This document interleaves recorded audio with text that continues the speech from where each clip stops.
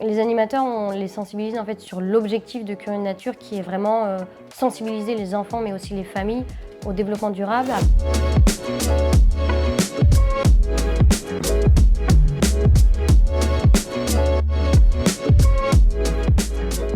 Ici, on est au centre de loisirs de Sommières. On accueille des enfants âgés de 3 ans jusqu'à 13 ans. Le projet Curieux de Nature, ça a pour but déjà d'amener les différents acteurs qui côtoient nos centres de loisirs, donc les familles, les animateurs, les directeurs, à se poser la question d'adopter une vie un peu éco-responsable, éco-citoyenne, sensibiliser aussi les enfants à tout ce qui est tri, le gaspillage, et créer aussi des liens avec les partenaires locaux.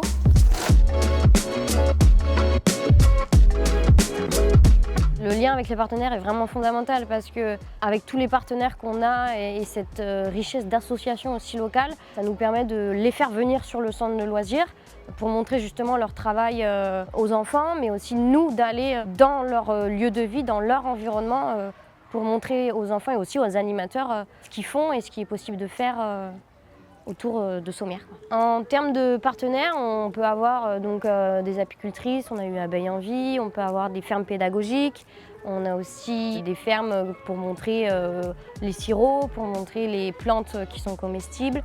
On a aussi des pépinières où on peut aller acheter des graines qu'on va planter dans notre jardin au centre de loisirs.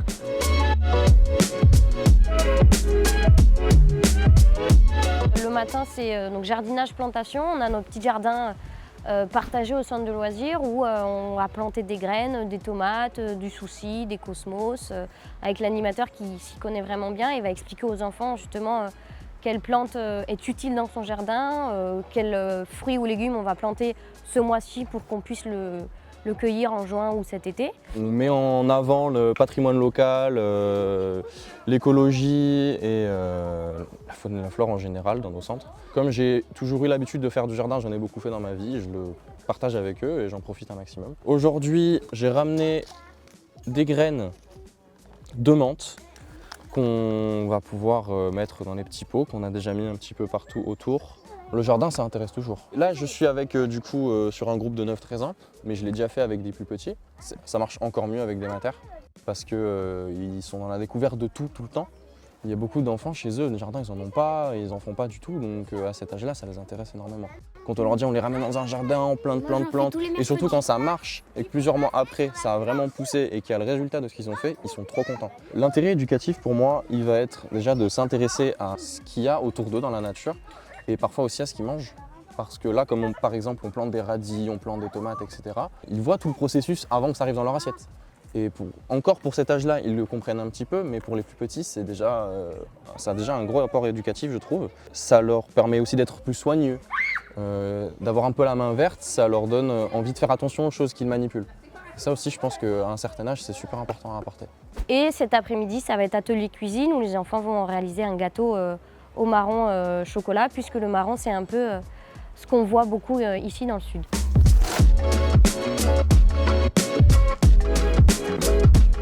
Ça t'occupe, ça te développe un peu le cerveau.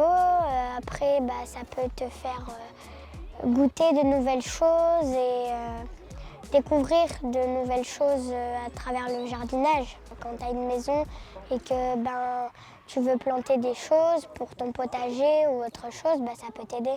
J'aimerais vous dire que c'est incroyable le jardinage. C'est bien parce qu'au moins on sait quels fruits et légumes sont bons, ceux qui ne sont pas très bons. C'est une activité bien, ça te fait bouger, ça te fait être avec tes copains et on peut rigoler ensemble et ça apprend à planter des plantes, des fleurs, des fraises.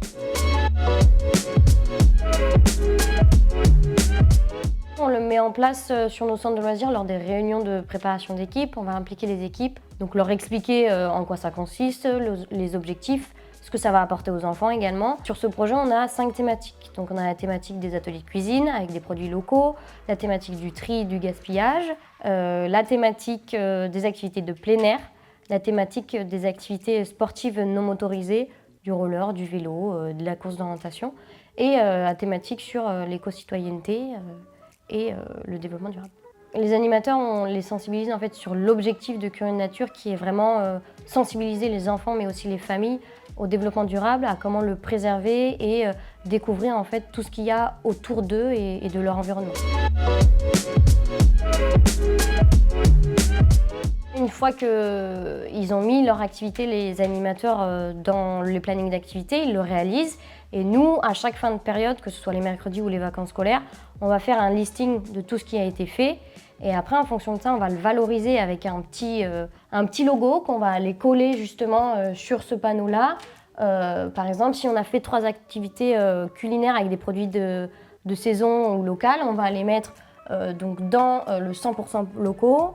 Au bout de 3 activités sur les ateliers culinaires, eh bien, on va aller mettre le petit logo. Après, ça va être au bout de 5 activités, etc., etc.